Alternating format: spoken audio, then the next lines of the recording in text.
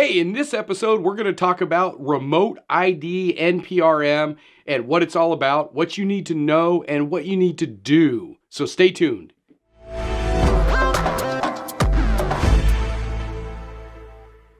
Hi, I'm Damon, known as the Drone Boss. I've been flying drones commercially for over 25 years.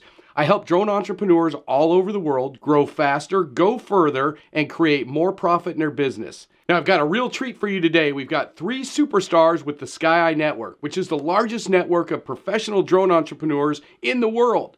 Now, these drone business owners are out in the real world every day making real money with their drones. So let's welcome Greg White with Deploy Air, Erik Wilhelmsson with Aviated Precision, and Bobby Mims with Diamond Air Drones. Let's dig into this. So, I guess we've got a couple things to discuss here, but one of the first things is I think we should kind of touch on and share with everybody what is the remote ID. And basically what this is it's a electronic license plate in the sky. And the idea is that we can safely track and see where the drones are, just like we can with aircraft and air traffic control. And it just, as we get more drones in the airspace, it's something that's necessary. I'm all for it, but I'm not for the way that this NPRM is written, and there's some, in my opinion, major flaws. So what do you guys think about the I agree 100%.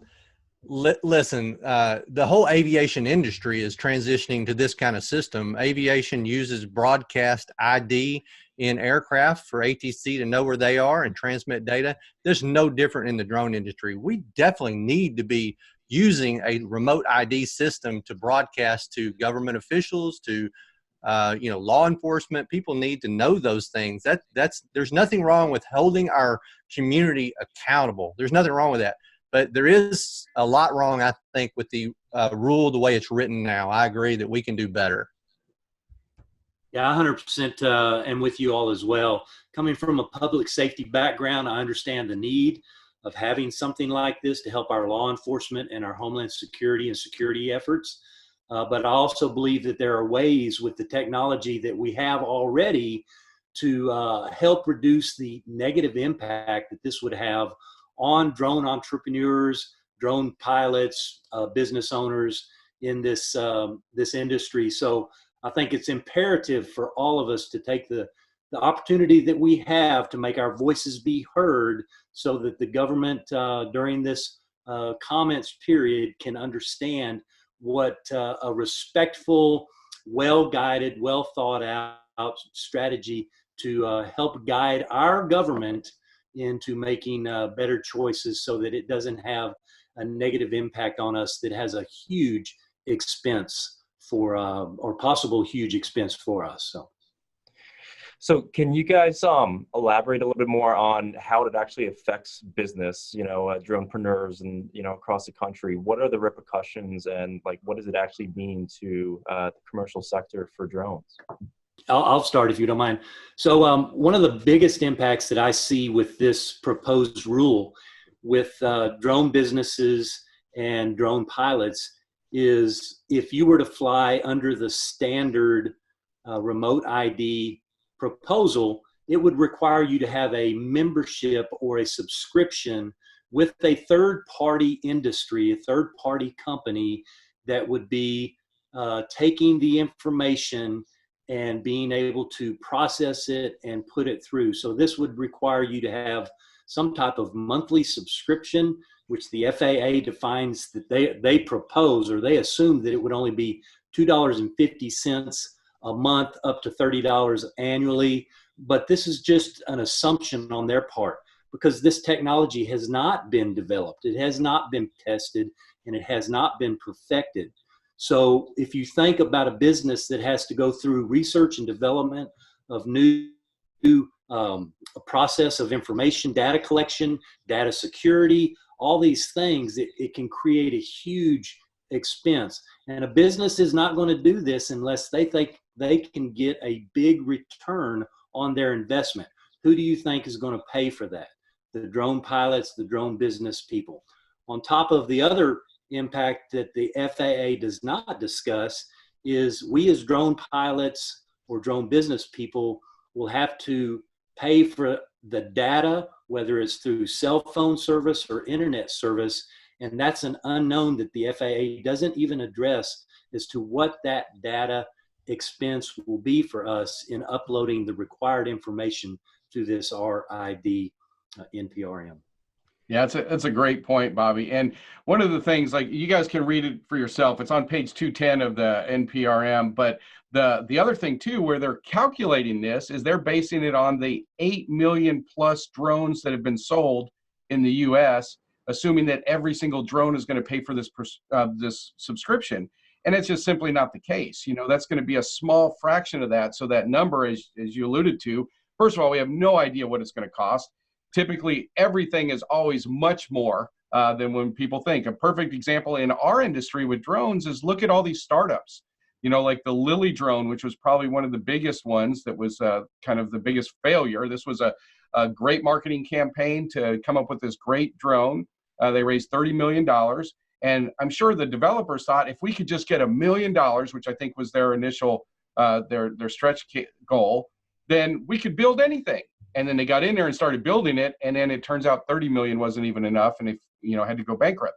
So the same thing, as it starts to grow, the challenge is, if we go with this internet-based system, then everything is going to come back to us as the commercial drone operators. And we're going to bear the burden of this cost, and bear the burden of not the 8 million drones that are out there, but however many we actually end up, with, that are operating commercially. Now, the good thing about this is that it does weed out, and as regulation moves forward, we're going to weed out the people that aren't committed, the non-professional people. So as far as the industry itself, it's going to be beneficial, but this proposal, the way it is, I think it has too many flaws, and there's better solutions, which we'll be talking about here shortly.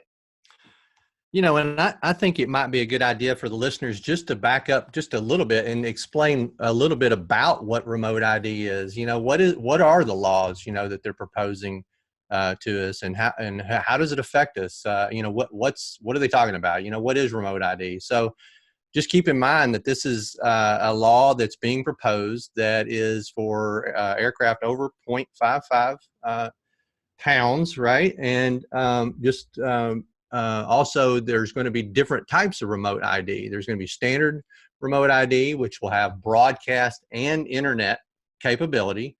And there's going to be limited remote ID, which would just have internet-based remote ID. And then there's let me pull those up for you, Greg. So we've got an actual visual there. So here's kind of how it looks and how the breakdown is. And sorry, I didn't mean to interrupt you. Go ahead. No, please. Yeah, go ahead. You can take this over. That's a great graphic. I wanted to kind of explain that to everybody.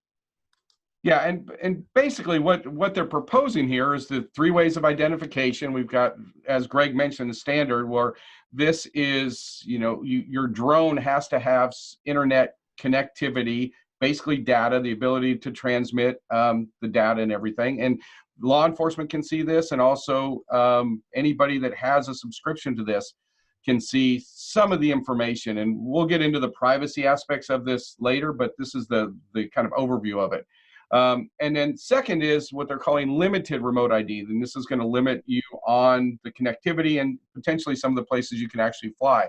This is where you or your device that you're flying or operating with is connected to the internet. The drone is not. So this is going to be limited. The third one here, which is, basically you don't have any, connectivity. This is, in this particular one, you're limited. This would be similar to like AMA or special model fields that are designated to drones. These are basically drone airports, and these have been around for decades. In fact, one of the first organizations was actually founded around drones, where we had designated drone airports, and we flew drones around, and we had competitions and all kinds of stuff. And this happened 22 years prior to the FAA ever even being formed or considered. So this formed a lot of the aviation. So it's going to limit us to those, but it's going to greatly restrict it on several levels. One, you're limited to a 400-foot altitude, but also 400 feet of distance, which is not realistic for a lot of the remote control or the unmanned aircraft that are being flown recreationally. The landing path that they need is greater than 400 feet for a lot of these things. So That's the proposal that's there, and then we'll talk about that in a little more detail. But Right. any other comments on that you guys would like to Yeah, add? just, I mean, real quick, I'd like to just add this. I mean, it right there, broadcast remote ID is out there. I mean, you can do that today, right? It's like, we don't have to make a lot of changes to be able to do broadcast ID. The law enforcement can see our drones today. Government officials can see our drones today. And we are transmitting with some drones, not all drones, but with some drones with broadcast today. So it's not like this is some far-fetched system that we're saying that we should do, right? And there's solutions for all of these things that we're talking about. And so we're going to talk about some of those things today as well. Why don't we, transition into that, right? Because there's basically two types of systems that we can use. It's broadcast versus internet. Now, the NPRM here it's widely, I guess, biased to the internet-based model, but they also mention that we can, that broadcast is a viable option, and it is something that's a solution there. And, to your point, Greg, you look at DJI, which is a drone manufacturer. Over 80% of the drones flying in the United States are DJI drones. They already have this. They've proven it. They actually tested this and did demos of this broadcast system just a few months ago. So it's out. It's in the majority of the drones flying around already. It's already a viable option, and it ties in with what aviation has already. But for other reasons, that doesn't seem to be the direction that that the FAA is pushing towards. And I've got my own personal beliefs on that. But what are some of your thoughts on, or the rest of you guys? What do you think? Why are they pushing the internet-based version so much? I don't know necessarily, man. I have a personal opinion that a lot of it has to do with the big industry, where the Aviation Rulemaking Committee, the ARC, which was made up 75% of the members in law enforcement, telecommunications, security technology, and only 7% were made up of primary drone businesses, were in on this, and they submitted their proposal that would include the just the broadcast radio ID. And somewhere in the mix, from the ARC's research this last summer until this proposal was released in December, somebody was able to promote, and as we all know how government has different people that would try to influence them to help line their pockets with more money. And I have this feeling and belief that there's big industry that's involved that is encouraging the FAA to push this, because they think that there's some money that can be made for third-party industries that are possibly already out there and that have a strong voice right now with our government and with our bureaucracies. Yeah, I mean, the big elephant in the room, Bobby, I think you're exactly right. It's obvious that big industry on using drones for delivering packages and things like that, that's where maybe this rulemaking that it's proposed would fit to their lobbyist, and so I think that we could come up with another solution instead of worrying about beyond visual line of sight, which is a small sector of the drone world, that we create this law in a different manner than what's being proposed. Right. Yeah. And I totally agree. And I think that's for the fact that they put this committee together, like Bobby mentioned, and then for the FAA to totally ignore the ARC's suggestions and recommendations for how to do it, that's just a blatant, shot in the dark there, that they've got there's other reasons behind it. So that brings up a couple other issues too, or other thoughts. So one of the concerns that came up concerns or thoughts or reasons for this is it's really driven by safety, ultimately, is one of the things that they're really pushing, and why this is so important. But the reality is that drones are really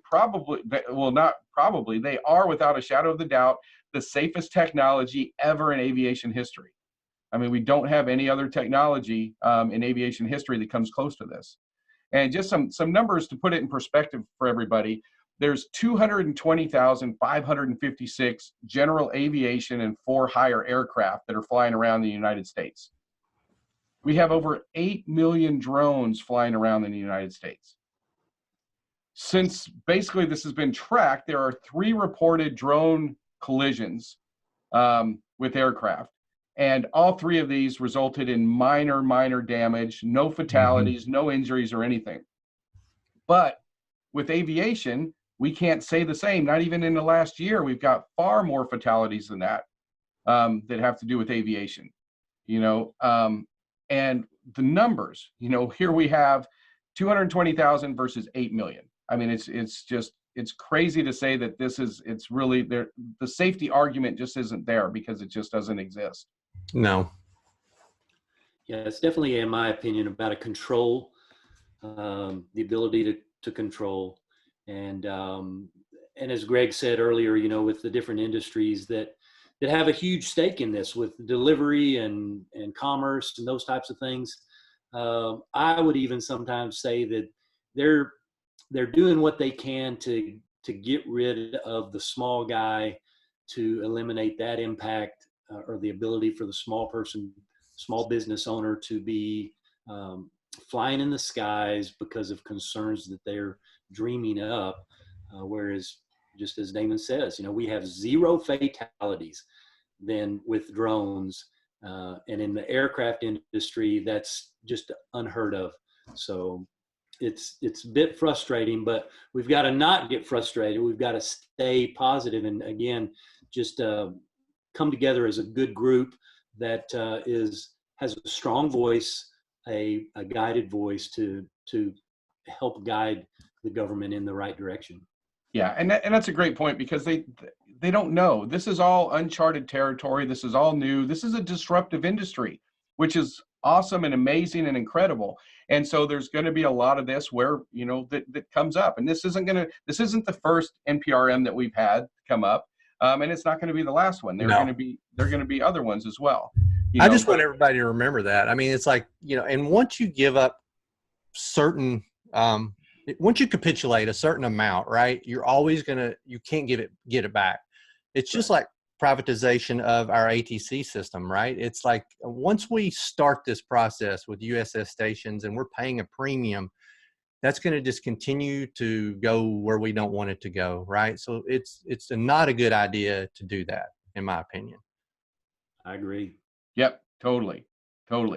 Now, some other things that come up. So, is the legality? Is this even legal? And that spawns a couple different other questions. So one of them is, we've got the FISA law. Yeah, 50.1801 subsection 101, the Foreign Intelligence Security Act. Yeah, so we don't even know if it's breaking a direct violation law, right? of that. Yeah, we don't even understand that. I mean, there are quite a few people that think that, this internet-based USS Wi-Fi, signal is breaching that law, and we don't really know that yet.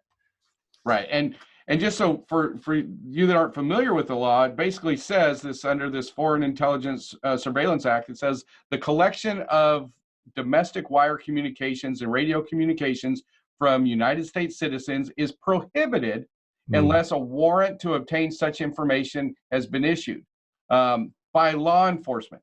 So that is exactly what this is proposing that is going on. So that's a big question, of that. And again, it's something they probably didn't think about, when they were creating this. As well as, what if it's a minor, right? What if they're under 18? There's a lot of under 18 people flying drones, aren't there? Of course, right? And so then you get into laws and regulations around, tracking information on a minor. And I know there's a lot of people talking about that. And I think it's something to address in NPRM.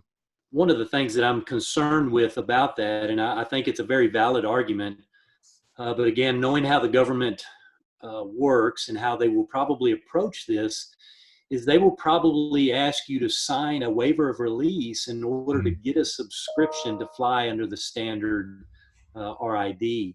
And so, yeah, I mean, it's just like we give up a lot of our rights when we go through the airports and allow them to frisk us and do certain things that some of us believe aren't necessarily constitutional, but because we need to get from one place in our country to another, we go through that process. So I anticipate they will approach this in a way that would say, if you're going to choose to fly, just like drive your car, you have to have a driver's license, you have to put a seatbelt on. Well, there are certain requirements that we're going to have of you in order for you to fly in our airspace, and that would be releasing that information. So even though I think it's a very valid point and something that we need to remind the government of, we need to be prepared as well how to respond to, well, if you sign off your rights to be a part of this subscription with the USS. Yeah, and it doesn't have to be. My point is, look, let's just don't do it because they say we need to do it, right? There's a system in place today that works. Broadcast works. Absolutely. So why give up this privacy and why give up this right as a citizen? You know, not just because they say we need to. Let's put up a fight. That's what this notice for proposed rulemaking is about. Let's let them know how we feel about this, right? Absolutely. Yeah, it's a huge thing, and that's why I'm excited you guys have tuned in. The panel's here to help and support, and your guys' passion for this, for this topic and for the industry. But for everyone listening, I mean, it's super important that you guys, actually let your voice be heard and let it known. And a lot of you that are watching might be saying, well, I'm a hobbyist. I just do it for fun. It's not that big a deal. But it is, and I can tell you, I'm a lifetime member with the AMA, and I've been a member with them since 1976, and that they've done a lot for the industry. They've done a lot for aviation. They've done a lot for aeronautics. They're they're just incredible in creating a place and a community to be able to foster this aviation. Careers have been spawned from that. There's industries. There's all kinds of stuff that have come from that. And I think that what they're basically trying to eliminate recreational flying altogether is the way this is worded. One of the challenges with the FAA proposal, and FAA that's the FAA's recognized identification area. These are basically the drone fields. Remember I told you we had these drone airports from 22 years prior to the FAA ever even being formed. Well, the way these typically work is these drone fields are on the outskirts of town, kind of in the undeveloped areas. And what happens as cities grow, then they expand, and what was out in the sticks is now getting to be the suburbs. So then those fields are bought out by developers, and they build houses or buildings or commercial stuff. And now you move the field out, the drone airport to, now the new outside of town. And then that happens every decade or so. We seem to be relocating these airfields. But under this new proposal, that you have 12 months once the proposal goes into effect, and then after that 12 months, you don't have the ability for any new ones. So in essence, all the ones that are there are going to be gone in short order, and there'll be no other places to develop and build this up. And I remember being a young kid and doing this with my dad, and this was a huge thing. This was what got me into aviation and my love, and helped create everything that we've created. It's absolutely crazy. I mean, I totally agree. I mean, listen, I want to be able to take my kid out back in my backyard and fly and introduce him to drone flight. And under this new law, I can't do that unless there's certain situations met. I don't even want to have to go to a FRIA to fly my drone.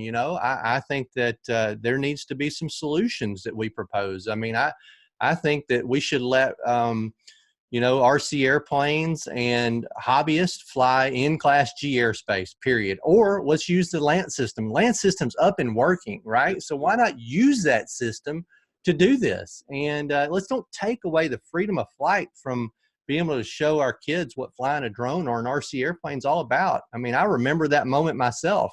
It wasn't that long ago. So I want to be able continue to pass that down to our kids, you know? Absolutely. Awesome. 100% agree. Yeah. And I think, you know, one big question then for everyone that's listening is, you know, what's the next action, or what can we do as a community, and how do we do that? Like, how can we comment on this? And I think, Damon, you had a bit of, you know, a good tutorial on how to comment on that and leave your feedback, basically, you know, have our voices heard.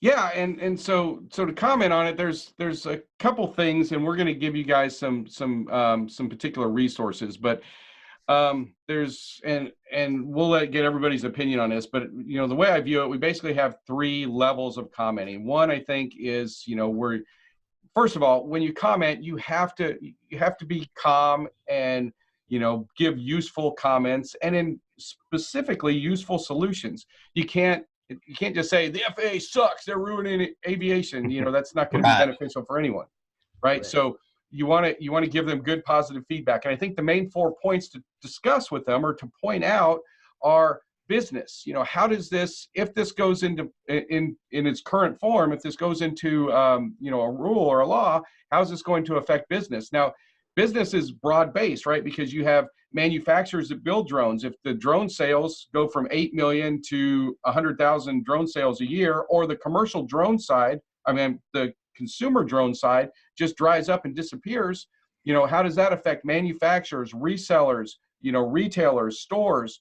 You know, how does that impact it? And all the dealers. And then what about the people that operate commercially, you know, that fly drones for a living, service-based business, like everybody on this panel? They've built a, you know, a big successful business service with drones, servicing, you know, their clients with it. So a drone service industry, that's, which is basically the 107, anything commercially you'd fly under a 107, then that's going to be dramatically affected. And then not to mention the recreational side, all the manufacturers and then all the money and everything generated for communities and stuff like that. So business is a huge one. Second is privacy. You know, that's totally a huge deal with the privacy aspect of it. You know, we don't want, you know, the way that it's written is, well, technically only law enforcement and the FAA will have access to your information, maybe. But no way. Yeah, no way. Your drone at that time. Right. Can you imagine if it, you know, so how this is going to work? And we didn't really talk about privacy, but I know you're talking about how to respond to the rulemaking, but real quick on privacy.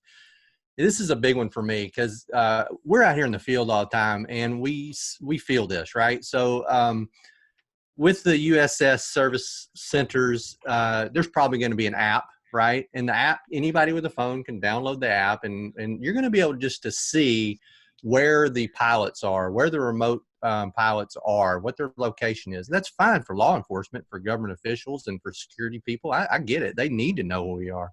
And by the way, they do today. They can do that today. That's nothing new. But to have, you know, and I don't mean this derogatory, but just anybody know where I am. I get people all the time. I'm going to shoot your drone down. What are you doing? Where are you flying? What's this all about? And maybe even becoming verbal or you know, and with me. And I just don't want that. There's no reason why everybody needs to know where the pilot is at all times, unless they're law enforcement or you know, government official. And I'm pretty adamant that privacy is very important to me, and I know it is to a lot of people. Yeah, absolutely. 100% with that.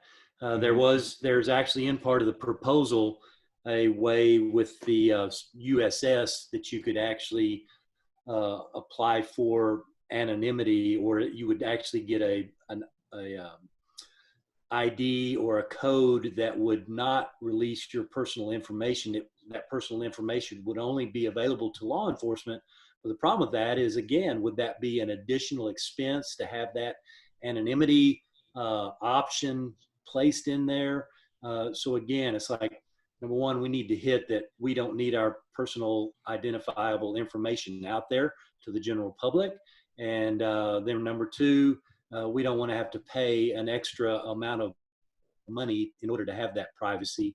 And number three, how is our personally identifiable information going to be protected by this USS if it continues to go down that direction? So we've got to make sure that we're aware of those options as well, or as those problems as well. Right. And the, the other point to that is, even with that, if you pay the extra money and you have the privacy, it still transmits the exact location of your drone while it's flying. Absolutely. That's the bother. That's what I don't like. Yeah. Right. So anybody can come up and see you now. And we don't have this with automobiles. I mean, we have license plates on our cars, but if you accidentally cut somebody off or Right. while you're driving, and they got and now they can basically get your information. I mean, that's a scary thing. Mm-hmm. And especially because this industry is disruptive and a lot of people aren't educated about all the benefits and, all the good that drones do. A lot of people just have they have a negative connotation with drones. Mm-hmm. and that, we want to try and minimize that as much as possible and keep that at bay. So, so the privacy thing, that's another big thing. So we're going to leave you guys with and give you some resources, but there's basically kind of 4 points that we suggest, or that I'm suggesting that you guys should comment on. So one of them is the business. Second is privacy. Third is for the recreational flying, and this brings up we talked about it a little bit and how this is such a big deal all the way through, with people in aviation, aeronautics and everything, but we didn't talk about the legacy drone portion of it. And that is, if you guys want to comment on that, I'd love your feedback and to hear your thoughts on that. Yeah, I have a real problem with impacting the hobbyists, because I really believe that it could have the huge implications of truly restricting the development of new pilots, young people that are passionate about aviation and aeronautics, technicians, young kids wanting to build and put together their own aircraft and learning how to fly. So I really think that it will hamper that. Yeah. And I think, to be honest with you, there's a lot of money that drone businesses, manufacturers of the actual drone and UAS equipment, that money that goes from the hobbyists to help support the new technologies that are coming out of these industry giants or even new drone companies could be impacted and have a real negative effect on the drone industry. Yeah, just to be clear, the way it sits now for the rule making, the way the rule is written, the legacy drones are not going to be able to work for the broadcast or internet based remote ID. So they don't meet the ANSI standard, ANSI standard for serial number. And I don't know, Bobby, if you've got more on that, but basically the drones that we have today, people are not sure if they're going to be able to be retrofit or with some kind of a piece of equipment or hardware, but I don't think that's going to work because the drone serial numbers have to meet a certain ANSI standard. So we're going to have all new drones, and that's a big deal, for people, I think. Yeah, I agree, Greg. Kind of to address that, the FAA is approaching it as number one, drones manufacturers would be able to upgrade with firmware updates, but that has not been proven yet, and it hasn't been tested yet. And then the other approach is the FAA has put in their document that they believe the life of a drone is only 3 years, so that by the time this rule is set in place and made law, that the drones that we are operating today would basically be obsolete anyway. So that's the approach they're going.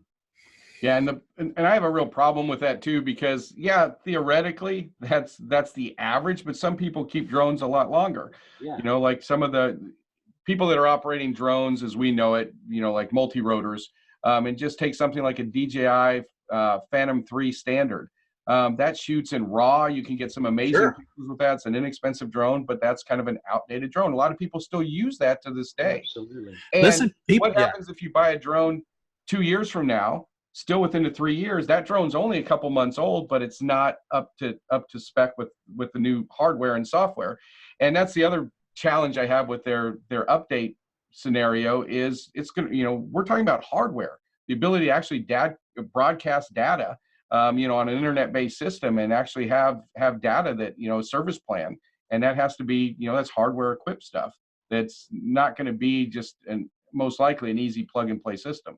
I agree. I'll give you an example, real life example, right? So let's say I'm growing my drone business, and hey, this is going well. I want to get into doing inspections. Well, I need thermal. Thermal is expensive, guys. And let's say I go out and buy a new Matrice, 400, whatever the model is that comes out. It's expensive with a new XT camera, XT3 camera, and on it and all that. Well, another option would be to go, and a lot of guys do this today. I'm going to go get an Inspire 1 that's 2.5 years old or 3 years old. Damon, you can help me with that, and put an XT camera on it. It works great. Well, no longer are you going to be able to do that. And I know a lot of people running an Inspire 1 with an XT camera on it, right? Can't do that in the future. Yeah, and that's 4 years old now. That was released in January 2016. So, but it has a place in a certain situation, right? Well, and then there's those of us that take, because we believe in redundancy, we take two drones with us to do a job just in case there's a failure of one. And yeah, I take a Mavic Pro, a Platinum, along with my Mavic Pro 2, and I've never had to use it, but having it there brings that security, and that would help. That would eliminate being able to do that, where you could have to buy a whole new drone systems. Yeah. So, and those are all great points, and again, these are things that we would encourage you guys include when in your in your comments that you do. And then the fourth point is basically the internet-based versus the broadcast. And the broadcast is, it's to me, it's a no-brainer. There's no reason to come up with new technology that hasn't been proven, isn't developed, and won't work with any of the old stuff. It seems like a really complicated, overpriced solution to a problem that we already have a solution for, that's free and right. already in the majority of all the drones that are flying, and can easily be firmware and software updated. So totally. So I think that's, and the focus here is on when you make your comments, is to provide resolutions and solutions. So don't just say an internet-based system sucks. Just say that, a solution for it, which is a broadcast system. What you don't like about the internet-based system, some of these other challenges there, and how the broadcast solution, solves the problem. And the broadcast system works today, right? And it does solve the problem. When I fly my Matrice 210, 200, either one of them, I've got ADS-B, which is, a broadcast system, and I can see aircraft fly across my screen, right? That technology is there. We just need to implement that technology into other drones. So one thing we should identify is what is exactly the difference between internet-based and broadcast-based. So Greg, you want to tackle that? Yeah, I mean, really, and remember that standard remote ID includes both broadcast and internet. Great point. And then limited is just internet. So let's talk about what that means. What are the differences between the two? So for broadcast remote ID, or broadcast, where the drone has the information, right? And it's transmitting from the drone directly to that information. It's giving lat long, it's giving all the information, location, serial number, all that information is being broadcast direct, okay?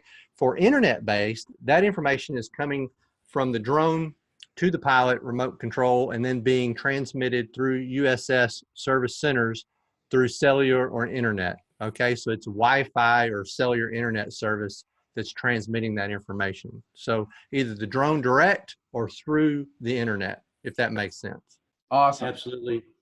And what part of the problem of that is it creates one more step or several more options that could go wrong. I mean, there's a lot of things, and one of the biggest thing is cybersecurity vulnerabilities. With all the drones that would be in the air, with a USS having to process all that information, them being able to protect and secure that information from cybersecurity issues would be a huge ordeal to try and overcome. Great point, Bobby, because you're dealing with third parties, guys. This is not just one government agency, right? When we get into USS, we're dealing with third parties that obviously they have standards they have to uphold to, but it's just another level of security. That's a real good point, Bobby.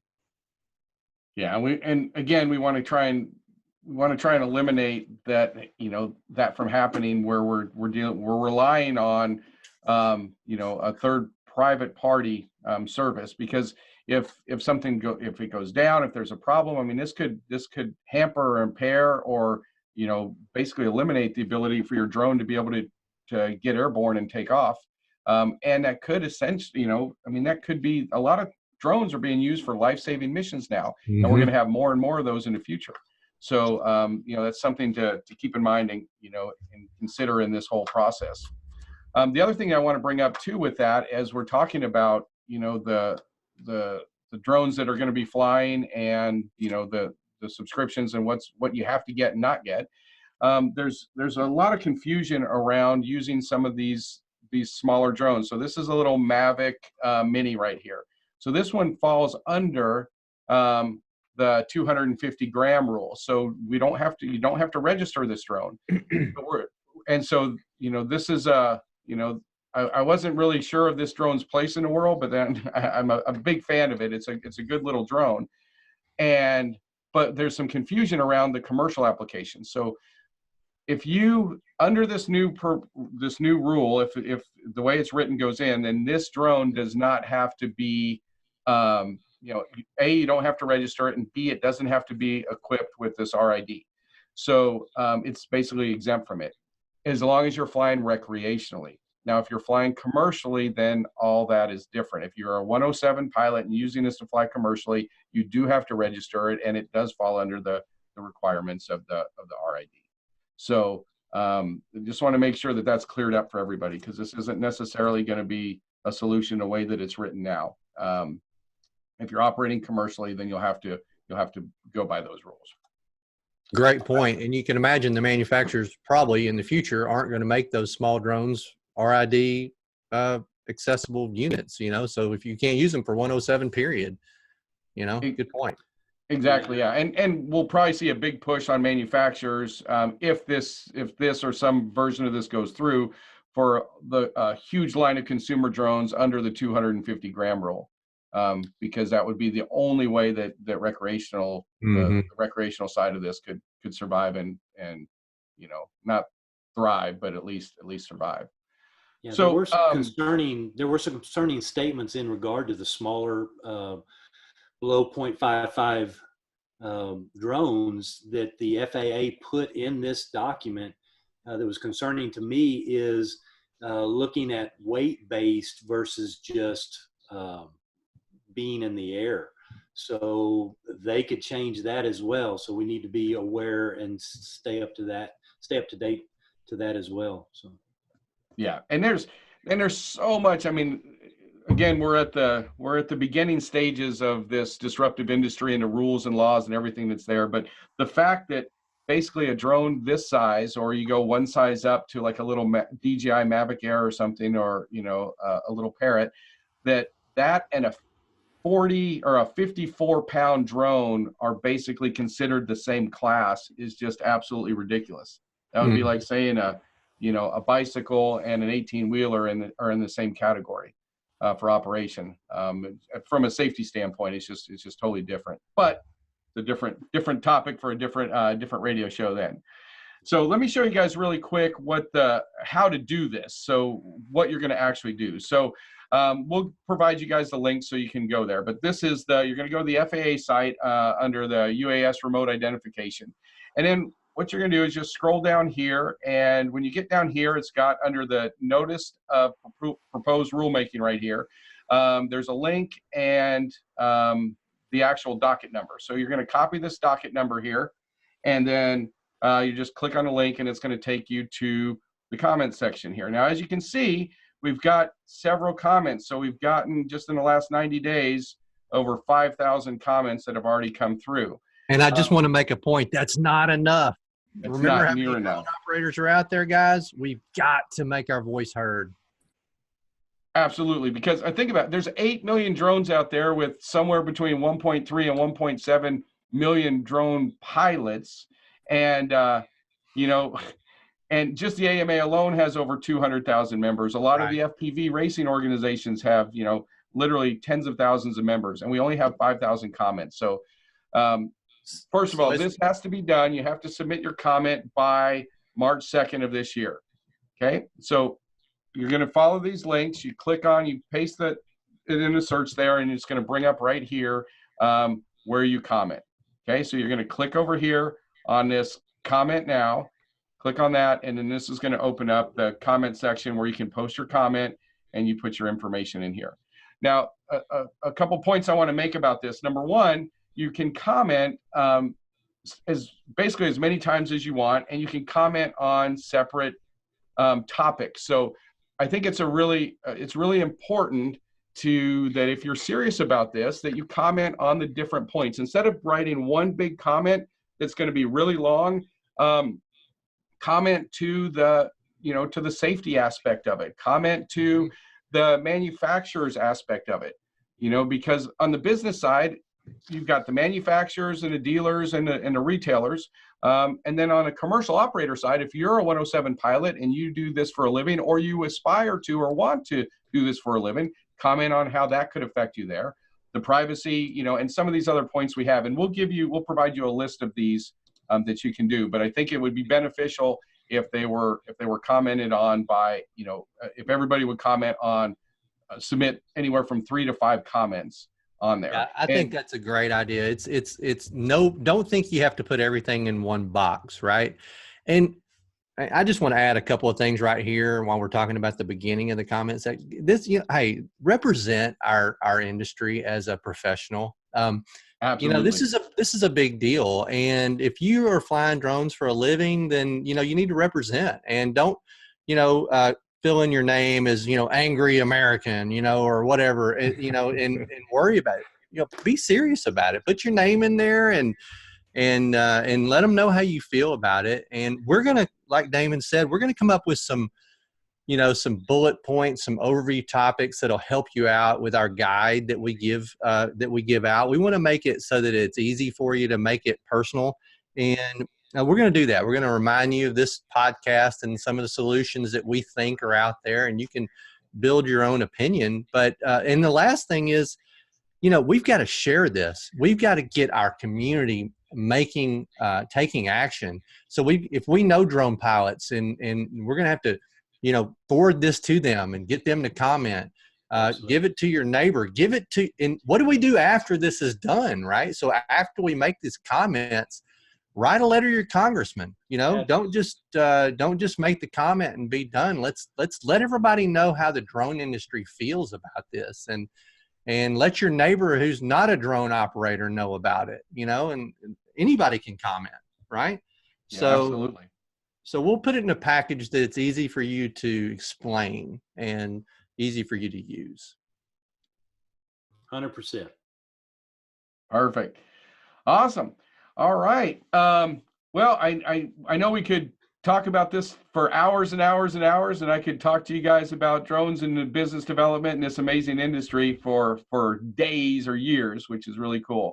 But we'll go ahead and wrap this up. If you guys have any other additional questions or comments or concerns, feel free to let us know. And any closing thoughts or comments from you guys? Man, this is a great opportunity for us to have a huge impact on our industry. Don't miss it.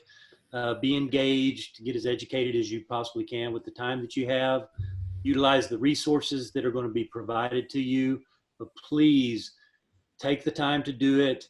Take the time to share and pressure your friends who are drone pilots, even realtors that you have relationships with or other business partners. Share with them saying, please help us make a comment.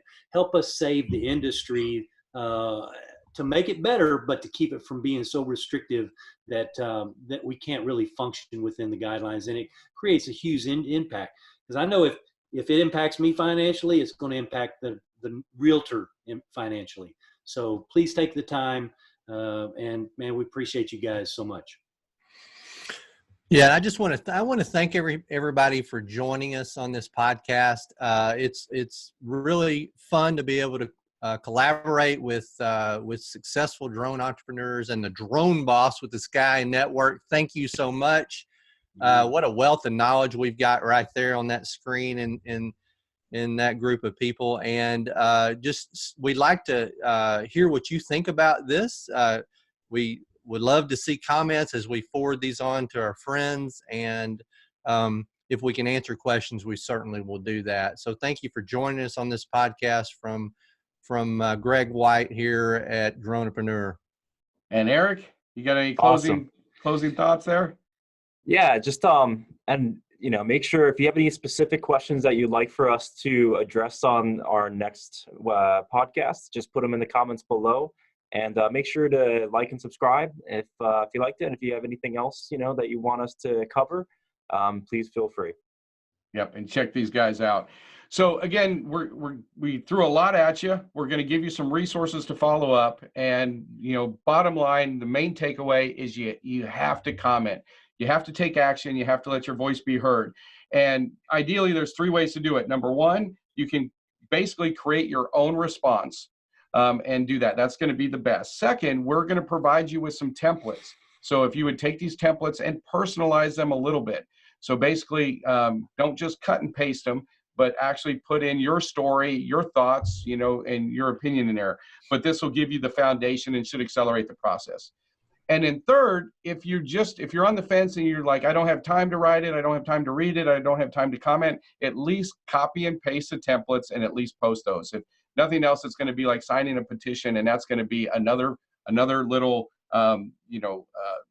little quill in the feather there that's going to give us that much more voices, that much more interest that's there. So again, follow that. Please be sure and comment on this. This is super important for this time in our industry as it grows and develops. Again, thank you for tuning in. We look forward to talking to you guys next time, and to this amazing panel that's here, guys. It's great to see you, and you guys, you all take care. Take care. Fly safe. We'll see you next. Thank you.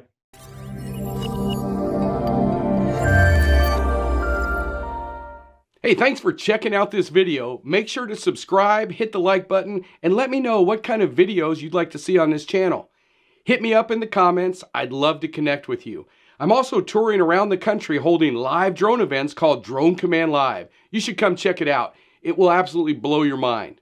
Thanks for watching the channel, helping drone entrepreneurs go farther, faster, and more profitable in their drone businesses. Until next time, take care and fly safe.